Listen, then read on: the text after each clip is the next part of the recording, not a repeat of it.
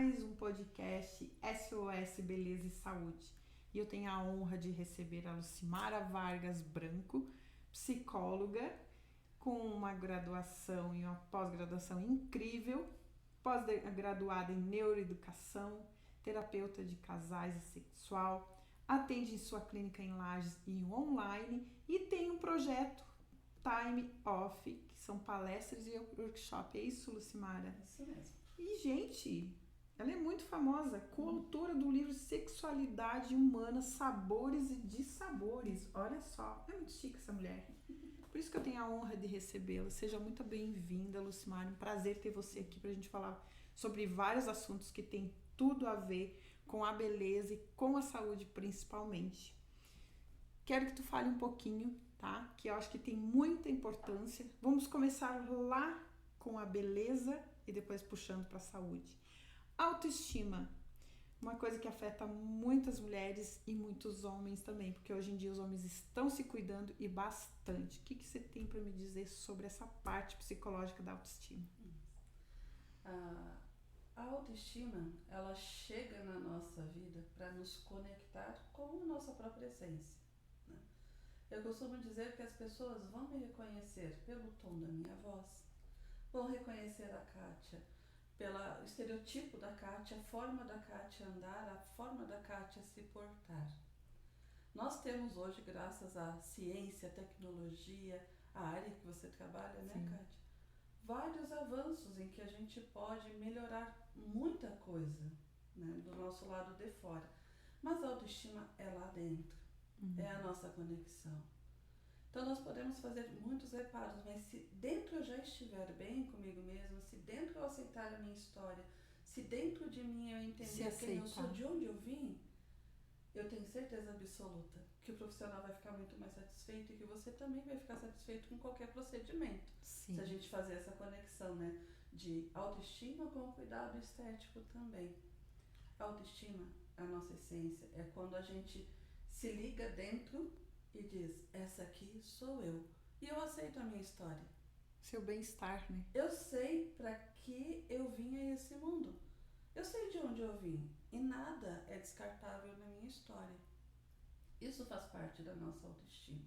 Reconhecer a história, reconhecer quem sou eu, reconhecer o que eu quero de mim e ter essas certezas. Isso é como alavanca na autoestima.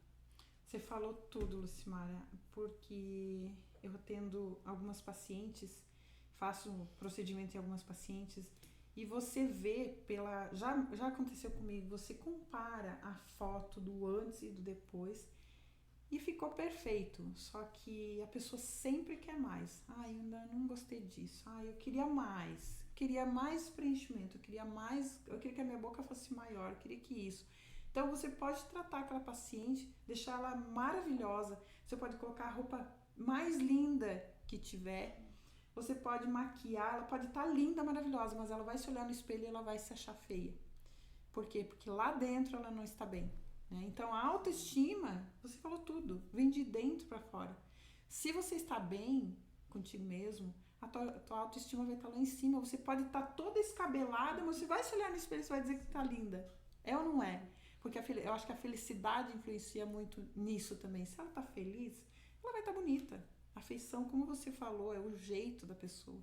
Eu acho isso muito interessante, porque você não pode tratar um paciente, um cliente, você mesmo, ir lá e fazer um tratamento para aquela pessoa, mas ela não vai estar bem com o espírito dela.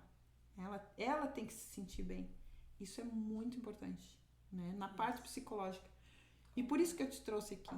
Para você falar, porque não adianta, você faz uma anamnese, você já pergunta, ali na anamnese mesmo você já pergunta, você passou por algum problema psicológico, você passou por alguns problemas familiares, enfim, algum estresse emocional? Se ela falar para você que ela passou, que ela está passando, aí você já vai tentando eliminar ou não fazer, porque não vai dar certo. Ela tem que tratar primeiro lá dentro. Exatamente. Né? Eu vejo muito também na parte de emagrecimento, que as pessoas tentam e fazem dieta e procuram nutricionista. Eu acho que tudo é um conjunto, né? Fala um pouquinho dessa parte de emagrecimento. Isso. E o emagrecimento, ele é muito importante a gente entender quando que eu comecei a ficar incomodada com sobrepeso, né? Eu vou emagrecer porque eu quero que alguém me aceite? Ah, eu vou buscar emagrecer porque eu quero me vingar, né, do ex que deixou, Tem porque muito um dia disso, ele né? falou alguma coisa. Ah, eu vou emagrecer porque a minha colega fez a lipo, ah, eu vou emagrecer. Não. Emagrecimento, tratamento, qualquer tratamento de saúde, de estética, e nós estamos aqui hoje com a Kátia, Saúde e né, estética, né? essa profissional falando sobre isso, precisa primeiro que você compare a sua história com o seu passado. Não compare a sua história com ninguém. Não compare o seu peso com ninguém. Compare o seu passado e perceba, eu estou pior do que eu estava antes? Eu estou melhor do que eu estava antes? E se você se sentir desconfortável com o seu peso, se você sabe que você tem condições de melhorar, se isso te inquieta, aí você faça teus processos, aí você faça teu tratamento, aí você procure ajuda de profissionais, mas nada vai funcionar se não tiver a sua dedicação e a sua disciplina. Nada vai funcionar. Então, qualquer procedimento que você for fazer, veja a intenção real. Compare com o seu passado. Estou pior que antes? Estou melhor que antes? Qual é o propósito deste emagrecimento? Né? A gente sabe que obesidade é uma questão de saúde também. É saúde.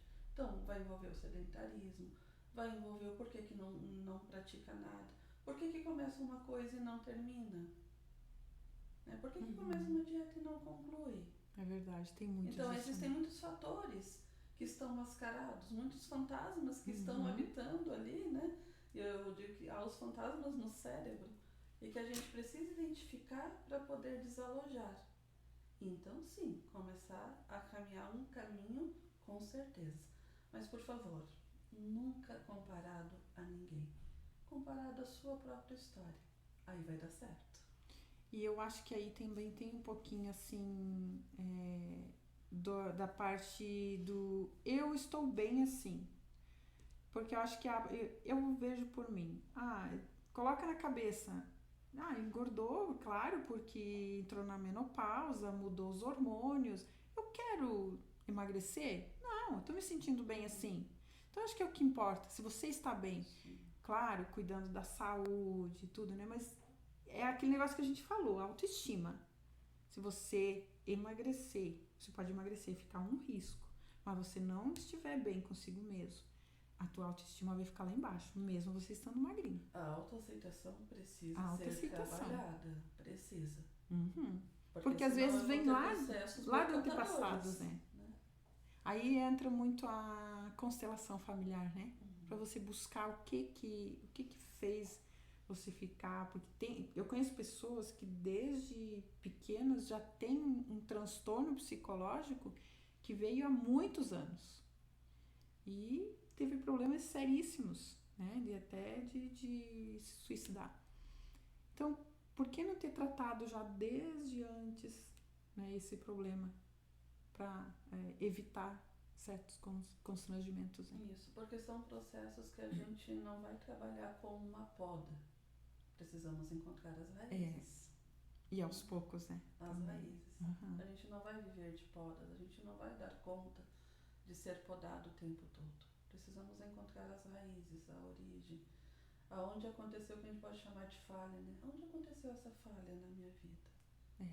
E olhar nisso, aceitando essa história, acolhendo essas dores, para então conseguir dar o encaminhamento que é necessário. Verdade. Muito legal. E uma outra coisa que eu vivencio muito aqui na clínica, que eu acho muito importante, a gente já conversou umas outras vezes sobre isso, sobre a queda de cabelo.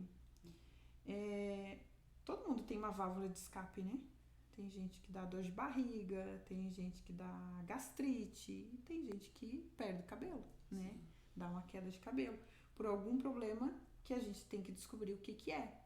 Então não adianta o meu paciente vir aqui, eu quero que o meu cabelo pare de cair. Tá bom, nós vamos fazer teu cabelo parar de cair, vamos injetar ali alguns produtinhos, vamos fazer uns tratamentos, te dar uns tônicos, vitaminas, beleza. A hora que você parar com o tratamento, ele vai continuar caindo. Ah, mas por quê? Porque tem que descobrir a causa. O que causou essa queda? Por que o teu cabelo caiu? Nosso cabelo é o nosso marcador de saúde, não é? E ele também influencia nessa parte psicológica da pessoa, porque às vezes a pessoa passou lá por um transtorno psicológico familiar, relacionamento, estudos, né? Final de TCC. Então tem muitas causas que podem trazer isso aí. E se não tratar essa parte, né, da pessoa ali, do psicológico, não vai resolver, né? Então, fale um pouquinho sobre essa parte da queda de cabelo, né? O que você vivencia mais, assim, o que dá mais a queda de cabelo? E a gente está indo numa sequência aqui de acordos aqui, porque ainda está ligado, né? A exaustão, por exemplo, se eu estou exausta, se eu estou em estresse, em um momento altamente estressivo, né? Se eu estou em ambientes que me causam esse estresse, se eu estou com problemas emocionais, né? E de repente eu não falo isso para ninguém. Fica ou guardando, eu fico calada, né? O meu corpo vai reagir de alguma forma. Reagir. Ele vai dizer, ó, ele estou vai bem. denunciar, alguma coisa não está legal, né? Ele vai trazer alguns sinais que não está tudo legal. Com certeza. Não está tudo coerente, né? As respostas do meu organismo, elas não estão assertivas como alguém que está saudável. Então, há sinais, há sintomas. Tem que procurar um médico? Procura um médico. Tem que procurar um esteticista? Procure o esteticista. Tem que procurar, busca. Mas se você sente que é lá dentro e que lá dentro precisa melhorar alguma coisa, né? Aquelas mágoas, aqueles rancores, aqueles processos de autonegação, não vamos conseguir sair desse viés também, né, Kátia? Ele vai proporcionar sinais no nosso corpo. Com certeza. Poxa, tem falta de vitamina? O médico que resolve, né? Mas se é emocional, se é algum detalhe de comportamento, procure ajuda. Fale sobre isso. O se calar, né? E até pontuando aqui um exemplo aqui do livro, né? Aqui a gente fala, e eu gosto sempre de pontuar, sobre a síndrome da acomodação, que são pessoas que de repente passaram por um abuso sexual na infância, na adolescência, até na vida adulta eu recebo isso, né? Tanto homens como mulheres. E eles guardam esse segredo dentro deles. Acho que é a pior coisa, né? Guardar pra si. Isso. Então, essa cadeia que se torna internamente precisa ser falada, precisa ser exposta, precisa limpar este campo, para que então tudo possa se oxigenar. E essa expressão de oxigenar é oxigenar os sentimentos, as emoções, entender que emoção eu sinto, né? Que emoção eu sinto ao encontrar a Kátia? Essas conexões são essenciais na nossa vida. E tu falou uma coisa assim que me veio agora na cabeça, e eu tenho uma pergunta. Isso pode passar de mãe para filha? Por exemplo, a mãe teve lá um problema, né, de assédio sexual, e ela se calou para a vida inteira aquilo lá. Essa mágoa, ela pode transmitir, digamos, na gestação, ter transmitido para o filho? A gente pode dizer que há transferências de comportamento emocional, a forma com que vai tratar, né? De repente vai se tornar uma mãe extremamente protetora, ao extremo. Não adequado, ao extremo. Entendi. Então, de repente, se essa mãe não trata, ela vai estar transferindo de alguma forma essa dor, não só para a criança, mas nas suas relações. Essa dor vai aflorar em algum momento, né? Eu digo que quem é regado por espinhos dentro de si, não espere que ele te dê flores. Ele não consegue. Ele não consegue. É verdade. Desta forma, a gente pode associar, assim, transferências em comportamentos. E já entrando nesse mesmo assunto, vamos falar um pouquinho de medo. Todo mundo tem medo, né? Eu tenho medo de alguma coisa, você tem medo de outras. Mas assim, quando esse medo afeta a parte psicológica da pessoa, tem algum tratamento para fazer, para ir perdendo esse medo? Ah, por exemplo, eu tenho muito medo de agulha. Eu trabalhei muito tempo no laboratório, então eu recebia muitas crianças que tinham trauma de agulha, que elas se jogavam e elas fugiam das mães, que as mães tinham que sair correndo na rua para ir pegar. E gritava desesperada, assim, que o olho chegava a saltar. O que pode causar esse medo na criança futuramente? Sim, o medo ele faz parte da nossa vida. Precisamos entender Todo isso. mundo tem, né? Tem o lado benéfico do medo. O medo nos livra de perigos. Claro. O medo faz com que a gente recue, né, e não fique numa altura Não se que arrisque seja tanto. perigosa e não queira se jogar lá de cima. Sim. Né? O medo faz a gente pôr o pé no freio. Né? Isso é interessante, a gente não ter o medo como inimigo.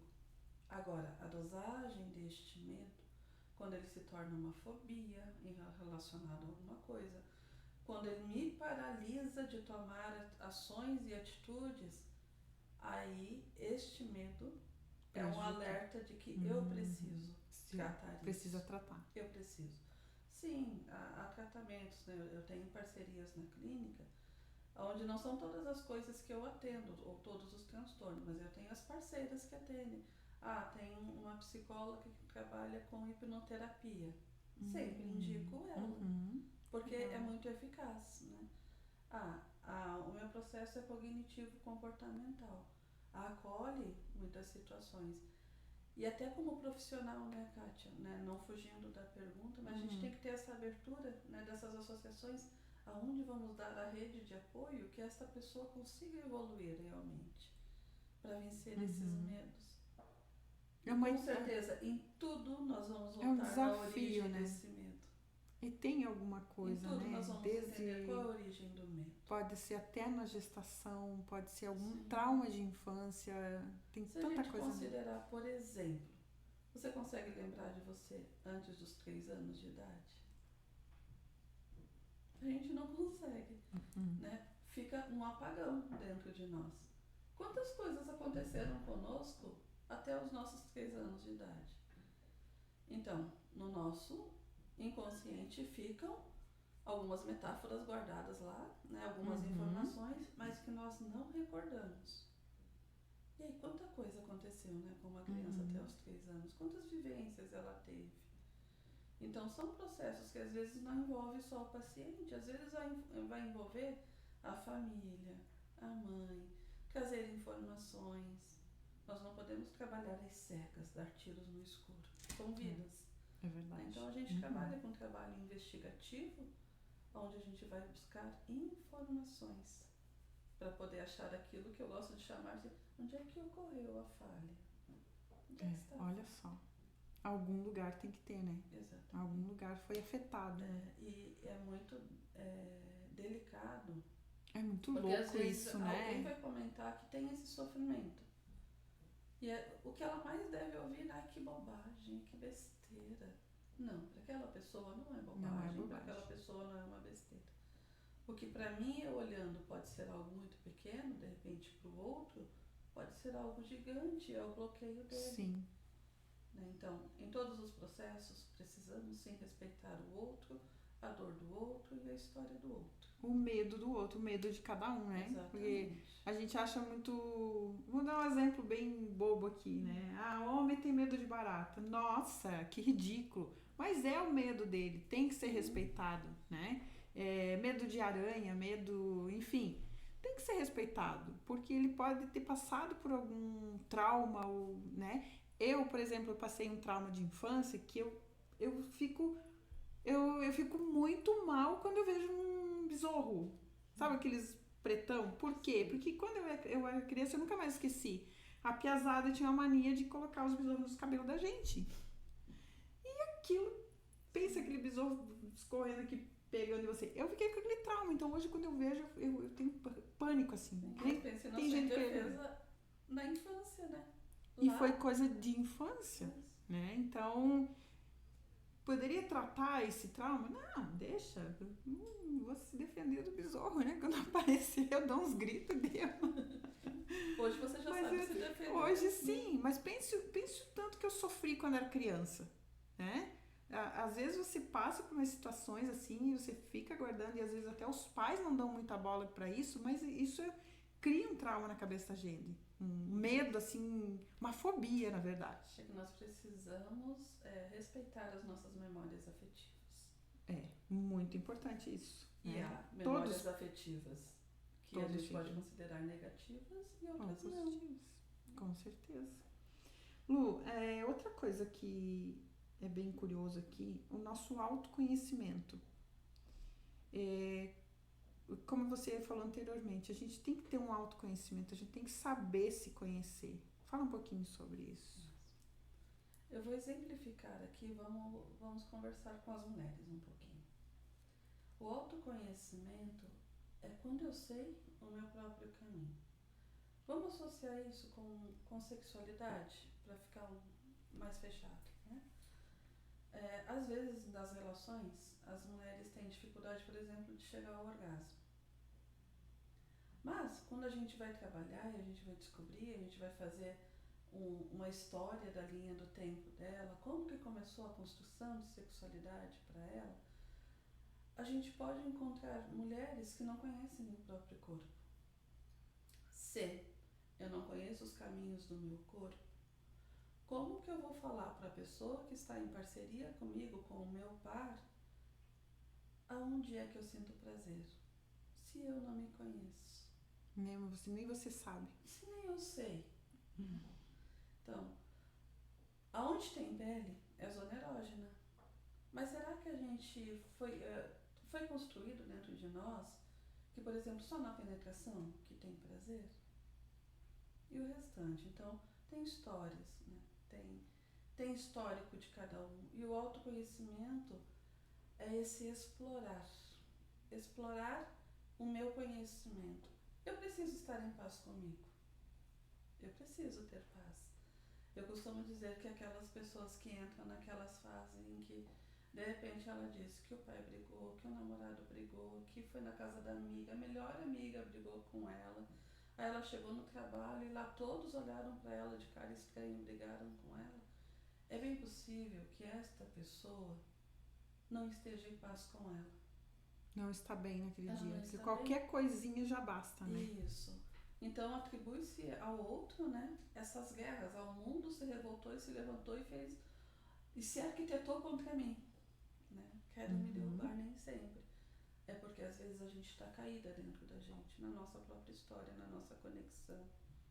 É aquele assunto que a gente veio no início, né? Que você não está bem contigo mesmo e você se conhece, você sabe que você não está bem. Hoje eu não estou legal. Hoje eu tô cansada, tô irritada. Você já se conhece. E nada que faça pra você vai te alegrar naquele dia. É aquele dia que você se conhece que você não tá bem.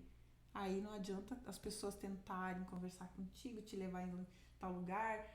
Não vai resolver se você mesmo não se curar, digamos assim, né? Exato. Eu até separei, Kátia, para contribuir nesse ponto.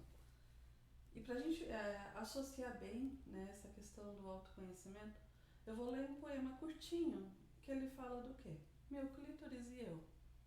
Que legal. E como a gente direcionou esse momento assim, né, fez puxou um pontinho aqui para as mulheres. Esse poema, eu quero convidar você para você já perceber assim, o quanto que você se conhece. Talvez ele fale muito sobre isso, porque a gente não faz essas conexões do nosso próprio corpo, né? E aqui ele diz assim: você parece tão pequeno e frágil, tão desatento e fálico, mas carrega consigo o tamanho e a força do prazer. Tem correntes elétricas pulsando no seu ser. Tem tantas terminações nervosas, quanto de prazer eu posso ter. Quero multiplicar-me contigo, serei o seu abrigo, seu eterno amigo. Vem comigo. Que legal! Que muito massa! E aí quando a gente lê esse poema, né, a gente vai alinhar tudo que a gente conversou até agora. Que ele fala de autoconhecimento, ele fala de autoestima, ele fala de a aceitação de si mesmo, da sua própria história. Que legal. Mas se a gente olha todo o nosso corpo, esse mecanismo divino, tudo funciona perfeitamente. Quantos mistérios em cada parte do nosso corpo. Nosso corpo, nosso organismo é um mistério, né? Sim. A ser muito estudado ainda. Maravilhoso. Meu Deus, tem muita coisa a ser estudada. Tu pegou assim num ponto que mexeu um pouquinho comigo, né? Que até tem que segurar um pouquinho. Tem alguma coisa a ver esse autoconhecimento com abuso sexual? A pessoa não querer se conhecer por ter vivido, né? Tudo são hipóteses, né? A sua história nunca será parecida de outra, a minha nunca será parecida a de outra. A gente encontra semelhanças, mas nunca vai ser a mesma, né? Mas vou trazer um exemplo bem prático. Recebi um casal em que a briga deles é porque o esposo se sentia rejeitado pela esposa e não se sentia desejado. Como começou isso? Porque à noite ele gostava de abraçar, ele tinha desejo de casar e dormir abraçadinho com a esposa dele, era um desejo dele. Mas, às vezes, né, naquele vai e vem das madrugadas, vira o corpo pra cá e pra lá, quando ele tocava, isso foi um tempo de processo para entender que ali estava o problema, né? Quando ele virava, ele tocava a esposa que estava dormindo na madrugada, quando ela sentia a mão, pronto, acabou tudo. Ela ficava brava, ela ficava nervosa, ela xingava ele, ela empurrava ele. Nem sempre ela lembrava que fazia isso. Às vezes ela acordava e às vezes ela lembrava que ela ficava muito brava. Qual foi o desvendar dessa história? Ela conseguiu lembrar que, na infância, alguém molestava ela nas madrugadas e ela acordava com muito pavor e com muito medo. Meu Deus, olha bem. Por isso que eu falei, toquei nesse assunto aí, sim, porque eu, como filha, nunca na vida fiquei sabendo da história de vida da minha mãe. E quando ela faleceu, que eu tive que ler o livro para terminar a história dela, que ela não conseguiu, no eu ler o livro, eu vi que ela tinha sido assediada pelo pai. E aquilo ali me deixou assim, ao mesmo tempo, muito magoada, muito chateada e muito com raiva. Eu nem cheguei a conhecer o pai dela, mas eu já senti aquela raiva dele. E eu notei que daquela época pra cá eu guardei muito essa mágoa dela, né? Eu fiquei comigo aquela mágoa. E peguei tudo. Então, por isso que eu digo que quando eu falo nessa parte de assédio, né, eu me choca muito, me bate muito, assim. E eu acho que tem que ser trabalhado também essa parte, né? Porque eu peguei essa mágoa. Eu não digo que ela ficou com raiva, porque a minha mãe era uma pessoa que ela perdoava qualquer ser humano que fizesse mal para ela. Então, eu tenho certeza que ela perdoou. Mas isso, e eu também não tenho raiva porque eu não cheguei a conhecer, né, o pai dela, mas eu tenho aquela mágoa guardada dentro de mim. Porque no momento que eu comecei a ler a história dela, que chegou naquele ponto ali, eu não consegui mais terminar o livro dela. Isso me machucou bastante.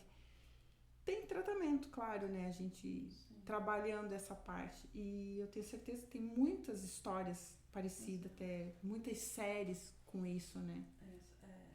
E te ouvir falando isso, Kátia, é algo extremamente lindo. Por mais que possa chocar, né? Ao ouvir, ao se assustar, nossa, a Kátia, nossa, a Lucimara falou isso. Nós precisamos também aprender a ver as nossas vulnerabilidades, né? E eu digo que a gente está numa era bem delicada, porque a alta performance ela é tão exigida de nós em todos os pontos, que às vezes a gente se esquece que nós temos pontos vulneráveis, que nós temos pontos mais fracos e que está tudo bem. Isso não descompõe quem nós somos, não apaga a nossa história. E nem nos impede de construir algo que nós desejamos, desde que a gente tenha a coragem de olhar esse fato. Então, quando alguém chega e ele expõe uma vulnerabilidade dele, é um momento que eu acho lindo. Porque aí diz o quê? Olha, tem humildade, tem desejo de mudança. Essa pessoa é aberta para processos. Nós não somos perfeitos. Sim. Aliás, o que é o perfeito? Eu acho que perfeito não existe, né? O que é o perfeito, gente? Perfeito, eu acho que perfeito não existe, porque Perfeito pode ser pra mim, perfeito pra mim, mas pra você não. Pode ser uma palavra de carinho, de dizer, né? É. Ai, ficou perfeito. É a palavra que existe, né? Pode ser, olha, o cenário de vocês está perfeito. Pode ser um elogio. Um elogio. Mérito dos meninos aí, né? Mas excelente, Kátia. Esse olhar da nossa vulnerabilidade abre caminhos gigantes. Gigantes para o nosso próprio autoconhecimento. É verdade. Maravilhoso. E eu vi também, mudando um pouquinho o assunto, né? Mais uma pergunta que eu acho interessante. Tem aquelas pessoas agitadas. Eu noto assim até umas pessoas que chegam aqui na clínica. Ai, vai demorar. E daí vai lá tomar água. E senta. E não para. Essas pessoas muito elétricas, digamos assim. Não sei se seria a palavra certa. Elas sofrem muito, né? Tem tratamento para essa parte? Ou é da personalidade da pessoa mesmo? Prejudica em alguma coisa? Aí há vários fatores, né? Vamos exemplificar alguns. Eu digo, quando se trata de ser humano, a gente entra no labirinto, né? A gente entra no mundo da universalidade e a gente viaja, né? Porque há seres diferentes. Vamos falar de uma pessoa ansiosa. Pessoa ansiosa, para ela, 1 minuto é uma eternidade. Ao mesmo tempo em que ela pode criar fugas e ficar 2, 3 horas, 4 horas, de repente no celular, rodando lá os feeds, como uma forma de fuga por causa da ansiedade dela. Mas 1 minuto que ela tenha que esperar por mim, ou pela Kátia, para descer e receber, vai ser a eternidade dela. Então, quando nós estamos agitados, nós não estamos muitas vezes percebendo 99% do que está acontecendo conosco. No nosso dia a dia, a gente tem mais tendência a fazer ações, a dar respostas, a olhar, a se comportar de forma inconsciente, muito mais do que consciente. Uhum. Esse nosso momento aqui está altamente consciente. A Kátia fala, eu escuto a Kátia e eu consigo processar uma resposta para a Kátia. Quando eu falo com a Kátia nesse momento, nós estamos em estado de consciência. Tem uma bolha aqui de consciência entre De nós. concentração, né, também. Exato. A Kátia está atenta, escutando. E a partir dessa fala, ela consegue vibrar um outro viés, né? Abrir outros caminhos para continuar o nosso diálogo. Vamos falar agora da fase em que nós estamos, como o mundo todo? Em que momento hoje nós estamos conseguindo conversar com as pessoas, olhando nos olhos, escutando atentamente o que ela está falando para nós, percebendo, né, o que causa aqui dentro. Eu perto da Kátia causa o que aqui dentro. Tranquilidade. Sem que a gente pegue no celular, tem que olhar alguma coisa. Não tem nada, você tem que pegar, mas você tem que olhar. Né? Isso se torna indelicado, estado de consciência, e também nos agita muito, porque é muita informação o tempo todo. Kátia, você já percebeu que a gente tem mania de ler? Você está no trânsito, a gente lê praticamente todas as placas, todos os outdoors. É verdade. Você chega no mercado, você não vai comprar nada daquela fileira, mas você faz uma leitura dinâmica. Das promoções, tudo, dos preços, então, tudo. Vamos pensar que a gente tem muitos fatores que nos agitam, que nos desconcentram. Então, hoje é altamente desafiante ter ações conscientes, ações conectadas. Saber esperar, ele começa com um sossego que tem que estar lá dentro. Eu gosto muito de terminar as sessões e sempre falar com a maior parte dos clientes assim, olhe, para essa semana, sossega. Sossego, pito. Sossegar. Precisamos aprender a sossegar. Eu já digo assim, calma, o mundo não vai acabar hoje. Aí eu já recebi até uma resposta assim, você não sabe, você não é Deus. Mas é a pessoa muito agitada, assim, que te deixa agitada também, né? Sim. Quando eu convivo com uma pessoa agitada ou que eu converso com uma pessoa agitada, eu parece que fico elétrica também, né? E isso eu acho que é um transtorno também, né? Eu costumo dizer assim, o ambiente altera o nosso organismo. Né? Se eu estou Verdade. em um ambiente desorganizado, tumultuado, vai me afetar de alguma forma. Mas o organismo desorganizado também vai Também alterar vai. esse ambiente. É tudo um conjunto, não adianta, né? Exatamente. Ô Lu, e agora, pra gente terminar, né, esse nosso bate-papo aqui, nossa prosa, que nem dita, que tá muito legal. Eu vi que você tem um projeto, né, no projeto Time Off, que fala muito em casais. Me fale um pouco sobre esse acordo. Isso. Time Off é uma marca registrada minha. Chegou o registro da marca e fiquei altamente feliz. Que legal, parabéns. Porque o que é o Time Off? Time Off é eu conseguir parar.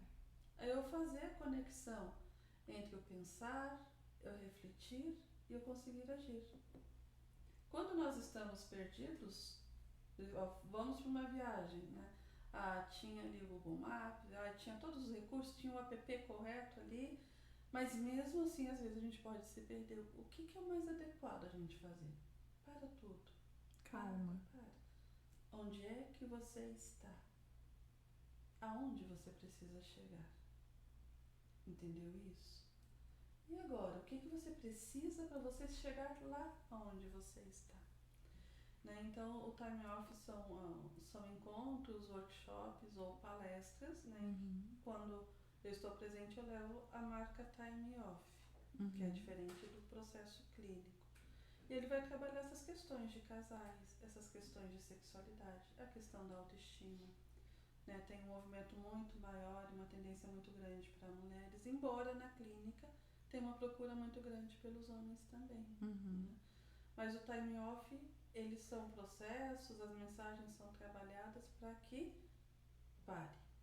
Calma. Faça reflexão. Tenha calma. Pare. Compreenda Pense o que aconteceu. antes de agir. E a partir de agora, vai agir. Não adianta a gente só perceber o que aconteceu, entender o que está rolando, entender que ponto da minha escada, do meu mapa, eu me perdi, mas agora eu preciso agir para chegar no ponto que eu preciso. Com certeza. E aí vem essas ferramentas de ações que são entregues nos encontros. Que legal. Muito jóia nosso bate-papo aqui. É uma honra ter você aqui para desvendar alguns mitos, né? Explicar um pouquinho, porque eu acho que muita gente tem essas dúvidas também. E eu acho que é fundamental você procurar ajuda quando você está com algum problema interno com você mesmo. Ou seja, quando você não está legal contigo mesmo, você tem que parar, como você diz, time off. E se concentrar e ver assim, o que está acontecendo. Né? Pensar que você tem que procurar uma ajuda. Se você não consegue se tratar sozinho, tá aí as opções, né? De procurar uma psicóloga. E hoje ainda tem muito preconceito, né?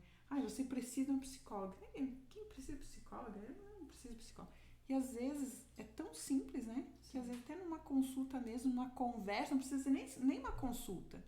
Uma conversa tipo eu e você estamos conversando com amigos aqui, já vai resolver o problema dessa pessoa, né? E vocês como psicólogos, vocês têm um jeitinho de ir captando, conversando e acalmando a pessoa, né? Então eu acho muito importante. E eu acho que tem tudo a ver, saúde e beleza. Porque a beleza vem de dentro. Se você não está bem com você, você está feia. Se você está bem, você está linda. Não reclamar do profissional, do procedimento. Nada está bem com ele mesmo, né? Mas muito obrigada pela tua presença, Lucimara. Eu que agradeço. E a gente vai ter outras oportunidades aí para trabalhar e nossa parceria, né? Encaminhando nossos pacientes, que é muito importante você tratar o paciente de dentro para fora. Não digo eu tratar, mas você encaminhar um paciente que precisa de um tratamento psicológico, nutricional, você precisa ser tratado medicinal, enfim, tem essas parcerias, né, que a gente gosta de trabalhar. E foi um assunto muito legal. Fala um pouquinho do teu livro. Muito o livro, legal. Entrando no meu perfil do Instagram, tem o link que você consegue acessar como ter o livro. Eu digo que ele é um livro educativo. porque a gente vai lendo, são Só vários pelo temas. poema que tem ali já deu pra ver o nível, né? São vários temas, atinge homens, sexualidade na terceira idade também, fala com as mulheres. Que legal. Por isso o nome sexualidade é sabores e dissabores. Fala do que não é bom também. E nós precisamos olhar o que não está bom. Não é mil maravilha também tudo, né? Exatamente. Que bom, então quem tiver interesse, um livro muito bacana. Tem o Instagram da Lucimara, entra lá na página, que hoje tudo é Instagram, né? Isso. E adquire o livro dela. Gente, obrigada pela presença de vocês aí nos assistindo. E fiquem ligados que tem muitos e muitos outros assuntos pela frente. Um grande beijo para vocês.